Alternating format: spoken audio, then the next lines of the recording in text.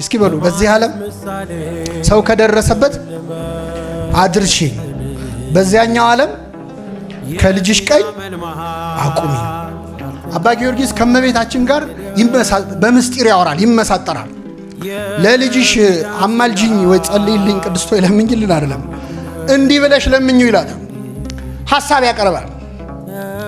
እኔ አንድ ሁለቱን ልንገራችሁ። በጣም የሚገርመው የአባ ጊዮርጊስንም ትትና ለመቤታችን ያለውን ፍቅርም ለእግዚአብሔር ያለውን ክብርም ያሳያል። ለምሳሌ ለልጅሽ እንደዚህ በይው፣ ከዚህ ወራዳ ትቢያ ጋር ለምን ትከራከራለህ? ዝም ብለህ ብትምረው አይሻልም? ማረው። ለአንተ እንዴት ይህንን ትቢያ አፈር መቅጣት ምን ያደርግልሃል? በይው ለልጅሽ ይላል።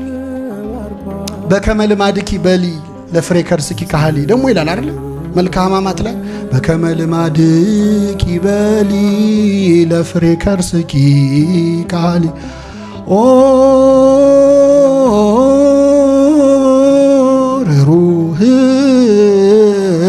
ይተበቃሊ ለማህፀንሽ ፍሬ እንደዚህ በይው። አንተ ሩህሩህ የማትበቀል ወይ ሰዓሊ ስዕሉን ያጠፋል ወይ? ሰዓሊ ምኑን ስዕል አይደለ ወይ?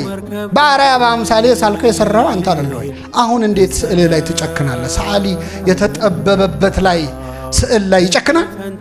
አይጨክንም። ስለዚህ ሁሉን ቻይ ለሆነው ለልጅሽ እንደዚህ በይው። ሰዓሊ ስዕሉን ያጠፋል ወይ? እባክህ ይህን ስዕልህን አታጥፍ በይው ይላል። ልጅሽ በደሙ የዋጀኝን ልጅሽን እንዲህ በይው ለልጅሽ። ሰው እንዴት በውድ ዋጋ የገዛውን ነገር ይጥላል ብለሽ ንገሪው ለልጅሽ። በደሙ አይደለ የገዛኝ፣ ለኔ አይደለ ደሙን ያፈሰሰው። ስለዚህ እንዴት ስጠፋ ዝም ይላል? እባክህ ማረው። እንዴት አትምረውም? በውድ ዋጋ የተገዛ ነገር እንዴት እንደማይጠቅም ነገር ይጣላል በይው ይላል አባ ጊዮርጊስ። በረከቱን ያሳድርብን። ስለዚህ ከመቤታችን ጋር ያለው ቅርበትና ፍቅር ያማክራታል። በስጋዊ ሕይወቱ በመንፈሳዊ ሕይወቱ በዚህ ዓለም ሰው ከደረሰበት አድርሽኝ። እስኪ በሉ በዚህ ዓለም ሰው ከደረሰበት አድርሺ፣ በዚያኛው ዓለም ከልጅሽ ቀኝ አቁሚኝ።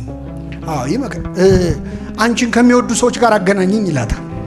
አደራ አንቺን የሚጠሉ ሰዎች እንዳታገናኝኝ ይላል። የሚወዱሽን አገናኝ፣ አንደበቴን አሳምሪልኝ፣ ግርማ ስጭኝ፣ ሞገስ ስጭኝ።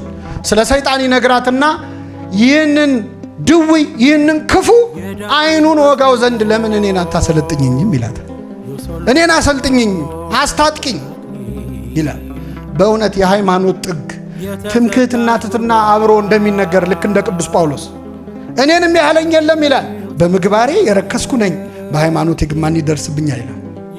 አምነዋለሁ፣ በማመኔ ከፍ ያልኩ ነኝ፣ በምግባሬ ግን የተዋረድኩ ነኝ።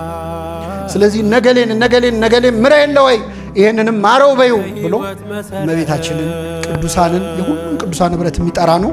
የጌታን ልደት